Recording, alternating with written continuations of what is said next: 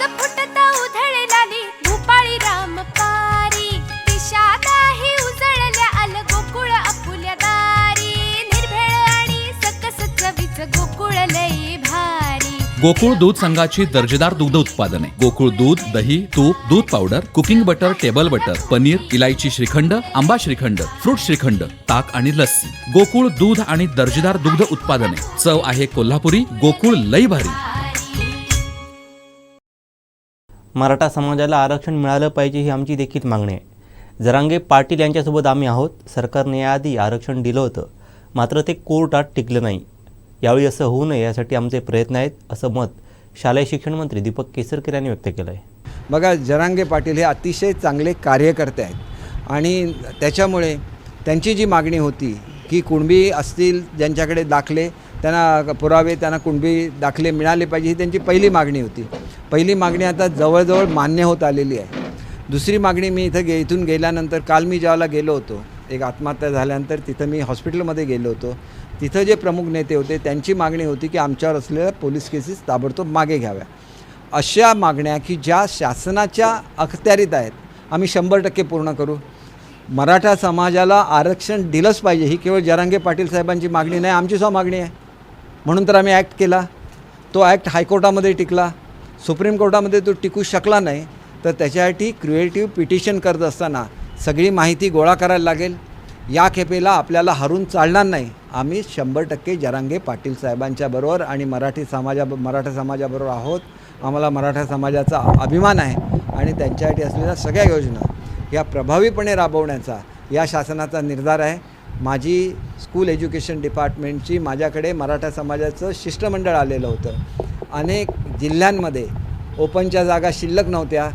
मी सगळ्यांची बिंदू नामावली पडताळणी करायला सांगितली आणि एका जिल्ह्यामध्ये 200 जागा या ओपन कॅटेगरीमधल्या, 300 जागा ओपन कॅटेगरीमधल्या करून घेतल्या। एवढं जर प्रेम आमचं मराठा समाजावर आहे तर त्याच्यावर कोणी शंका का घ्यावी हा प्रश्न आहे। ही आमची मागणी आहे, त्यांची मागणी आहे, आमचीसुद्धा मागणी आहे की मराठा समाजाला आरक्षण मिळालं पाहिजे, परंतु ते कोर्टामध्ये सुद्धा टिकलं पाहिजे। शासनाने आरक्षण दिलेलं आहे, ह्याच्यावर कोणीही दुमत करू शकत नाही आणि शासनाने आरक्षण दिलं आणि ते कोर्टाने रद्द ठरवलं तर त्याच्यावरचा आपण इलाज काढला पाहिजे। आताची जी मागणी आहे, एक मी ह्याच्यामध्ये काम करणारा मनुष्य आहे म्हणून लक्षात घ्या की आता 170 OBC समाजाला आरक्षण आहे, जे काय 14-15% जे काय आहे ते, याच्या विरुद्ध उरलेल्या 50%ला 10% आरक्षण आहे। म्हणजे जे समाज ओपनमध्ये आहेत त्यांचं असलेलं आरक्षण हे OBCच्या आरक्षणापेक्षा जास्त आहे। याचं अनेक लोकांनी हे कॅल्क्युलेशन करून बघावं आणि नंतर कुठल्या ह्याच्यामध्ये आपल्याला जायचं ह्याचा विचार करावा।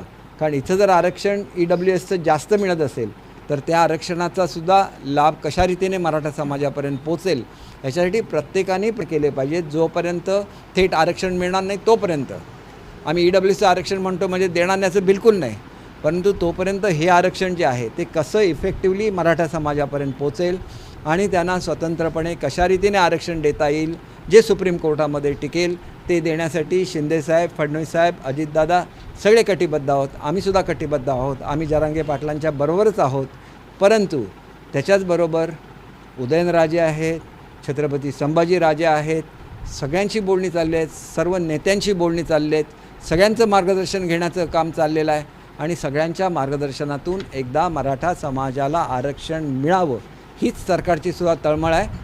थोडीशी अधिकची मुदत देण्याची गरज आहे आणि मराठा समाज हा छत्रपती शिवाजी महाराजांचं रिप्रेझेंटेशन आम्ही त्यांच्यामध्ये बघतो। त्यांचं मन मोठं असतं।